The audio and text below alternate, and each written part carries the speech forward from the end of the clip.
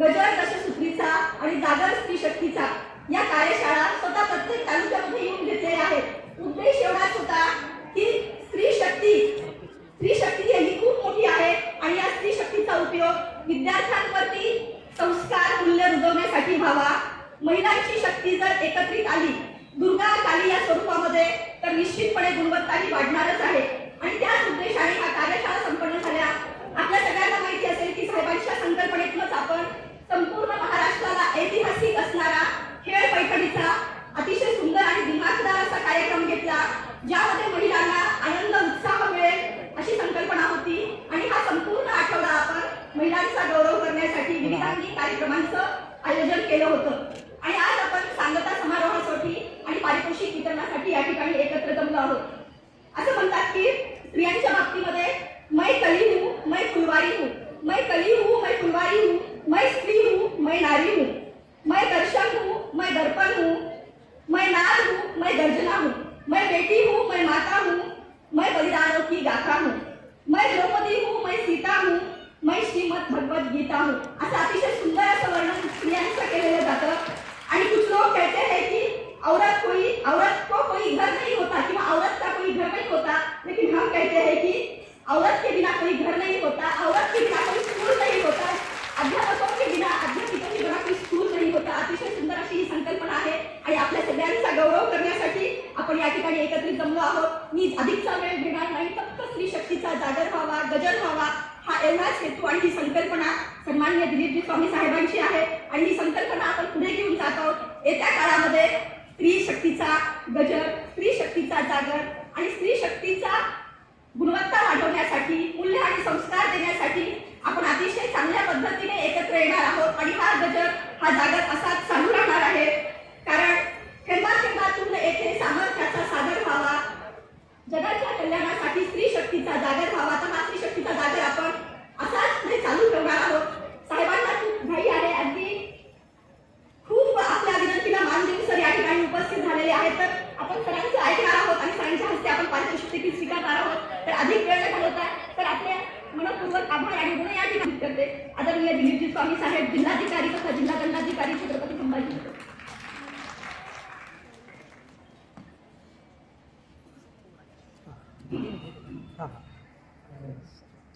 नमस्कार। जागतिक महिला दिनाच्या निमित्तानं जिल्हाभरामध्ये जे विविध कार्यक्रम पार पडले, विविध स्पर्धा पार पडल्या, त्या स्पर्धेचं पुरस्कार वितरण आज या ठिकाणी संपन्न होत आहे आणि त्याचबरोबर सांस्कृतिक कार्यक्रमाची रेलचेलसुद्धा या ठिकाणी होणार आहे। या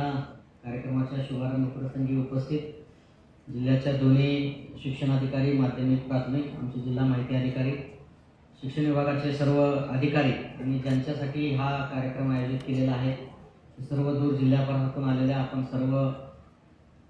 प्राथमिक, माध्यमिक, जिल्हा परिषद संस्था, सर्व शाळेचे शिक्षक शिक्षिका, उपस्थित सर्व मान्यवर, मागील आठवडाभरापासून आपण वेगवेगळ्या ठिकाणी वेगवेगळ्या कार्यक्रमाच्या माध्यमातून जागर स्त्री शक्तीचा ह्या शीर्षकाखाली आपण कार्यक्रम घेतले आणि या कार्यक्रमाच्या निमित्तानं आपल्यातलं जे काही विविध कला गुण आहेत ते प्रदर्शित करण्यासाठी आपल्याला एक व्यासपीठ भेटलं आणि मुख्य उद्देश तोच होता की वर्षभर आपण कामं करतो, घरी कामच करत राहतो, शाळेत गेल्यावर शाळेचे कामच करत राहतो आणि याच्यातून थोडा विरंगुळा आपल्याला मिळावा, आपल्या कला गुणाला व्यासपीठ मिळावं, आपण सर्वजण एकत्र आल्यानंतर आपल्या भेटीगाठी व्हाव्या, आपल्या सुखदुःखाचं आदान प्रदान व्हावं, याच्यासाठी एक आगळा वेगळा कार्यक्रम आपण जिल्हाभरामध्ये घेतला। त्या कार्यक्रमाच्या आयोजनासाठी शिक्षण विभागाने जी मेहनत घेतली त्यांचं आणि या आयोजनाच्यासाठी ज्यांनी मदत केलेली आहे प्रत्यक्ष अप्रत्यक्ष, त्या सर्वांचं मी मनापासून अभिनंदन करतो आणि याच माध्यमातून एकी आपल्या सगळ्यांमध्ये राहावी आणि या कार्यक्रमाच्या निमित्तातून जो विरंगुळा आपल्याला मिळणार आहे, जे सांस्कृतिक कार्यक्रम आपण पाहणार आहात, ऐकणार आहात किंवा या स्पर्धेच्या माध्यमातून एक निकोप स्पर्धा आपली सर्वदूरपणे या ठिकाणी होणार होती, या माध्यमातून आपल्याला एक नवीन ऊर्जा आपल्या शाळेमध्ये शिकवण्यासाठी म्हणा किंवा आपल्या जगण्यासाठी म्हणा एक ऊर्जा अप्रत्यक्षपणे मिळावी याच्यासाठी हा सर्व खटाटोप मागच्या अनेक दिवसापासून चालू होता. सातत्यानं आपण आपल्या प्रपंचात म्हणा, संसारात म्हणा, व्यवहारात म्हणा, शाळेत म्हणा आपण इतके गुरफटून गेलेलो आहोत की आपल्यातल्या काही चांगल्या कला, चांगले गुण हे सुद्धा लुप्त होत चाललेले आहेत. आणि आपण जर त्याचा वापर नाही केला किंवा त्याचा आनंद नाही घेतला तर मग एक डिप्रेशन आपल्या मनामध्ये कुठंतरी तयार होत जातं. आणि मग नको शाळा, नको ते शिकवणं, नको घरच्या कटकटी, आणि मग अशा नकारात्मक विचाराकडे आपण कधी जातो हे आपल्याला कळत नाहीये.